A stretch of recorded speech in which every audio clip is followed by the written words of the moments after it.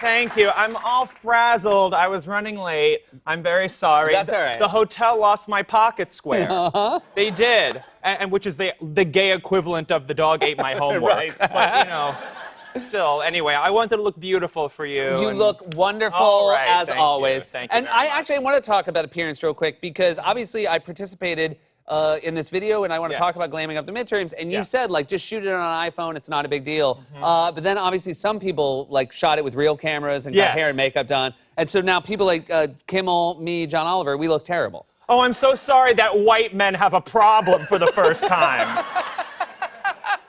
So sorry, Seth. I know you've had a hard life. I mean, Harvard and God. right to Saturday Night Live. I did not go to Harvard, you know that. Whatever. I don't know where you are. So how did you But come this is to- exciting, and by the way, thank you for having me Oh to my talk about this, and Please. thank you and all the hosts in there for doing this video. We just launched a new campaign to encourage and raise awareness, to encourage voting and raise awareness of the midterm elections on November 6th. Thank you. And particularly among millennials, and I know millennials probably hate being called millennials, I'm sorry, whatever, but the fact is, this is real, only 12% of millennials voted in the last midterm election in 2014, which means 88% did not vote. And the truth of the matter is, as you get older, you know, the older demographics, the percentages aren't so much better. That's the truth. And the fact is, a lot of us don't vote. I haven't voted in midterms. Yeah. And we don't like to admit that, but I'm just going to say I haven't voted. I want to acknowledge, I mean, I have voted, but I didn't vote in every single election, especially when I was younger. And young people are now the most influential, largest voting bloc if you vote, which means you have the potential to be the deciding factor in a lot of these congressional races. So that's what Glam Up the Midterms is all about. And that's fantastic. Thank you. And you're actually going to go on the road. You're going to go to... This is my favorite part. There will be some viral videos to raise awareness and have fun, but we've pinpointed a number of districts with hotly contested races, and we're actually going to go there, and we're going to help educate people. It's a bipartisan effort. I mean, Billy Eichner's not bipartisan, but the effort is bipartisan. The effort is bipartisan. We're going to go to these districts, let people know when Election Day is, where to vote, how to vote, get them registered, give them information on who's running, what the races are. You know, the midterms are complicated. It's not like the presidential election where we're focused on two candidates. There's different races in every state, every district. It's a lot of information for the average person to comprehend, and we're going to do it in a fun, exciting way. I am so glad you're doing this. I want to ask, sometimes when people take up initiatives like this, you will hear other people say actors should not talk about politics. What is your response to that? Let me tell you what my response is, Great. Seth.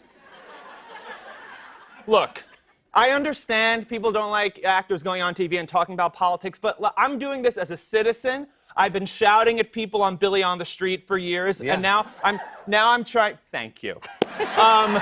But now I'm trying to use my voice for something good. And let me say something else. It's ridiculous. If you're going to tell actors not to talk about politics, that's like telling people who aren't a professional athlete not to talk about the Super Bowl. Yeah, that's a good point. You know, it's ridiculous. And if actors can talk about the influential work that politicians do, I think politicians should not be able to talk about the influential work that actors do, like on Full House.